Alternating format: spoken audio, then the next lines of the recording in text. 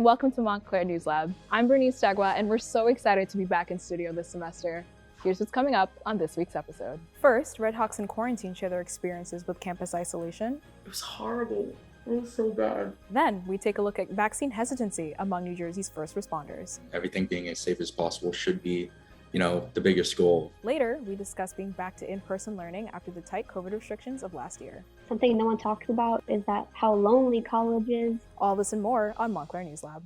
When we produced this episode late last week, new Montclair State President Jonathan Coppell delivered a cautiously optimistic message to Red Hawks, as he ensured that the university protocols are keeping us all safe.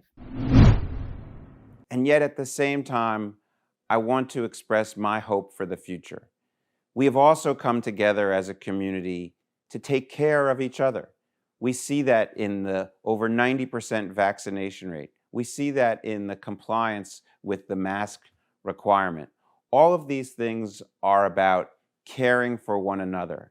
And by doing so, we have been able to create and maintain a safe learning experience. Since returning to campus, resident students who have been placed into quarantine have been given the option to either isolate on or off campus. As News Lab reporter Chloe Nafee reports, campus isolation came with some unpleasant surprises. Alyssa Perez and Paige Doherty both tested positive for COVID on September 7th. They could not go home to quarantine. My grandma's taking radiation and her immune system is compromised with that, so I didn't want to risk getting her sick. Both students were forced to isolate on campus. This was their first time in quarantine, so they had no idea what to expect. They were like, bring whatever you need for the next 10 days. That's really all they told me. If I forgot anything, it was kind of like, you're out of luck. Both students packed what they thought they would need, but when they saw their rooms, they realized they were not prepared. It was completely empty. First thing I noticed were the dead bugs all over the room. 2 were in the bathroom, 2 were in the hallway. It was completely empty. I had to ask for a shower curtain. No trash bags, no cleaning supplies, no way to reheat food. The oven was unplugged. It was horrible. It was so bad. I want to cry. The biggest concern turned out to be the food provided to these students by the university. At first, I ordered it through Grubhub from Sam's, their isolation menu. So the first night I ordered from there, you order from 3 to 4, it should come 5 to 6. They completely forgot about my food. I had to call. It got there by 9:30 and it was freezing cold with no utensils. Residential students also had to use their limited flex dollars or pay for campus dining options. I had to use my own money, because I don't have a meal plan. So, and they didn't provide any kind of, alternative. They were just like, oh, we accept credit or debit. And I'm like, of course you do. We reached out to the university for a response. The executive director of ResLife, Janine Stroh, provided this response. While there is always room for improvement, we feel our process is appropriate and meets the needs to accommodate students on campus for quarantine and isolation. In reviewing other universities' processes, ours falls in line with what many other universities are doing. Isolation after a positive COVID-19 test is necessary for the safety of the campus community, but the well-being of those in quarantine is just as important. For Montclair News Lab, I'm Chloe Nafee. As recent COVID vaccine mandates took effect for New Jersey state employees, protests ignited among first responders who were skeptical to get the shot. Francis Churchill reports. My body, my choice! My body, my choice! These are Newark firefighters protesting against mandatory vaccination. They asked Mayor Ross Baraka to test them twice a week for COVID-19 rather than making them get the vaccine. Montclair State University student Shannon Donahue is an emergency medical services technician in her hometown of Aberdeen. I think everyone has the right to get a vaccine if they want or they don't want. It's up to them, your body, your choice. I get it. Shannon is vaccinated, but doesn't believe in government vaccine mandates. She says educating first responders about the vaccine is the answer. And be safe and show that it's not as scary as everybody thinks it is. Mike Wong is a student EMT on campus and is all for vaccine mandates. I believe that, herd immunity and everyone getting the vaccine and everything being as safe as possible should be, the biggest goal for us as a first responder community. First responders have fought against COVID daily during the pandemic. The prospect of all first responders being vaccinated is a game changer. This Montclair State University student works in his hometown as an EMT and is asked to remain anonymous. He's worried many first responders will quit and be hard to replace. Well, I think having a vaccine mandate for any job, especially healthcare and public safety, is it's difficult to implement it properly. The COVID-19 pandemic has left a gap in the workforce, being the #1 cause of death for first responders. The anonymous EMT worries new mandates will make it even harder to find emergency workers. Despite the unity found among first responders at the beginning of the pandemic, a clear divide over vaccinations remain. For Montclair News Lab, I'm Francis Churchill. Up next, Montclair News Lab anchor Keyshawn Reese sits down with 3 Red Hawks to talk about the reentry of campus life in a pandemic and what that means for everyone at Montclair State. Joining him today is senior Zach Taglioli, freshman Ashley Del Cueto, and faculty member and epidemiologist Dr. Stephanie Silvera. As the university reopens, do you believe it's a good idea that Montclair State is resuming campus events for people to socialize? I'm a part of Phi Delta Theta, a Greek organization on campus, and we just had the Greek Org Fair. And for the most part, everybody was following the rules. And I think if you want to have Montclair be back in person, then you need to have the events on campus to show that this is a campus that's warm, welcoming. This past year and a half, everything was virtual, so I feel like the fact that we're all like interacting with each other in real life in person, it's just like a great idea. So if I'm going to get together and socialize in my personal life, I'm going to try to meet people outdoors and eat at outdoor restaurants and not have that same level of risk. So if I can moderate my risk in some areas so that I can keep this opportunity to be in person here, that's what I'm going to do. I try to stay around my core people, my core friend group. I live in the village with 3 other guys, so I try to limit myself going to other people's rooms, trying to stay here, wearing my mask on campus wherever I am. Right. And I know for you guys who are actually staying on campus, you guys are dorming in residence halls. I know the rules are a little bit more strict than our normal times, I guess you could say. So with that being said, are the new rules implemented after COVID fair for the students? It would be nice to like have my parents come and visit my dorm. A little unnecessary, like for them to say that commuters can't come in the dorms, only people who live on campus.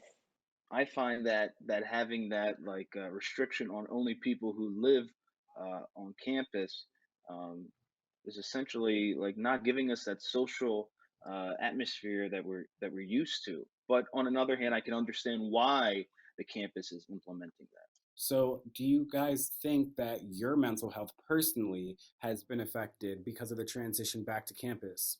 I struggled with anxiety during my sophomore year at Montclair. I think it got worse during the pandemic because I was just thrown into a circumstance where I didn't know what to do. I didn't know what Zoom was. It was just something that really took a toll on me. I found myself sleeping much during the day, up during the night. So my sleeping patterns weren't correct. My eating habits were not right. Something no one talks about is that how lonely college is. Like even though I have my roommate and like I have some friends, it's a very independent experience, and it does feel lonely at times. People who had anxiety, who never had anxiety, probably developed a bit of it, which I think was probably the healthy response to being in a pandemic where you feel that the situation is very much out of your control. What I do want to say for the students who are on this call and anybody who's watching, that the campus does have counseling and psychological services through CAPS, which is an absolutely wonderful resource. I've helped students navigate that before, and it's been really helpful, and they can find somebody for you to talk to in the resources, whether those individuals are on campus or somebody who is off campus. So I just want to thank you all so much for joining us today and sharing your experiences on being back on campus. Back to you, Bernice. When President Coppell first came to campus, some hoped that he would embrace the idea of moving the university from D3 status to D1, like Rutgers. But in a recent student interview, he threw the idea in cold water. Here's Luis Biondelilla with more. Dr. Jonathan Coppell, the new president of Montclair State University, has big plans for athletics on campus. But he says going Division I is not the touchdown some think it may be. I don't think you fully understand, because I didn't, you fully understand what it means to run a Division I sports program until you're in it. Right? And Coppell previously worked at Arizona State University, which is home to one of the largest D1 schools in the country.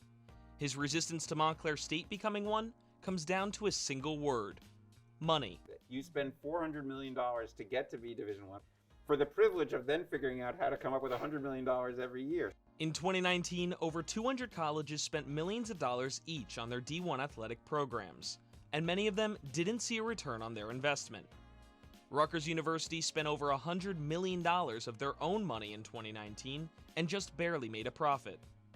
But that profit isn't always guaranteed. Ohio State, ranked third in Division I schools, spent $10 million more than they earned back. Rob Chesney, Montclair State's director of athletics, agrees with President Coppell, saying there are more important things to focus on than becoming D1. Focusing on the student athlete first is what we do, and I think that's what we should continue to do. Although going D1 could be hard for the university financially, Chesney knows that scholarships for athletes would be a lot easier to come by. Division III, we're not giving any athletic scholarships. Students can receive financial assistance based on their financial need. But what about the athletes themselves? Student athlete Cameron Martin, who's studying sports journalism while playing on both the school's football and track teams, says that he wouldn't be able to do everything if MSU moved up.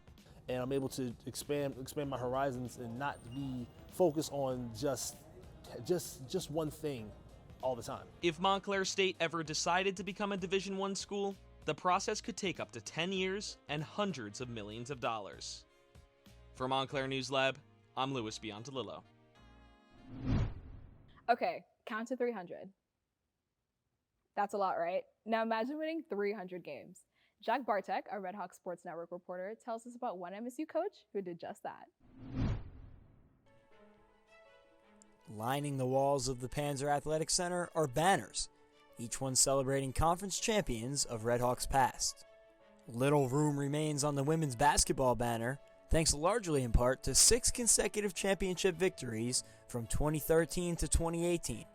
Behind it all is Coach Karen Harvey, the program's all-time winningest head coach. I was so fortunate to come to Montclair State, and I just wanted to be a college coach. Well, I wanted to be a college coach from like when I was a high school student. I never really thought about being successful. I just wanted to work as hard as I could and provide my players a really good experience, and then sort of winning the championships, you start to think about that. What makes Coach Harvey triumphant is more than just her work on the court. Assistant coach and former standout player Katie Sire believes it's her work off the court that produces wins, and also helps players become all they can be. The relationships that she makes with her players and the time that she invests into them really, really pay off. She's really clear about what we want to do as a program. Conference Player of the Year Taylor Brown agrees with Sire's assessment. As a coach, it's very hard to develop player-coach relationships, but I feel like we've connected on a deeper level where she has, just done everything in her power to just help me, just grow as a person and a player. Harvey's 300th win came February 12th against Kane University. And there it is, Coach Karen Harvey, the 300th win of her coaching career. Stepping on the court, me and my teammates knew we were going to win for her. It was just something that she really, really, really well deserved, and I'm really happy we could get that win for her. But for Coach Harvey, it wasn't the number of wins that struck her as the final buzzer sounded, but rather the memories and relationships along the way. I'm very nostalgic and I'm really sentimental, and I think about the leap of faith that I made to come and take this job and sort of leave everything, and I think about all the players that played before and the captains, and so that's the kind of stuff that runs through my head. A winning coach who teaches her players much more than just the game of basketball. For Montclair News Lab, I'm Jack Bartek.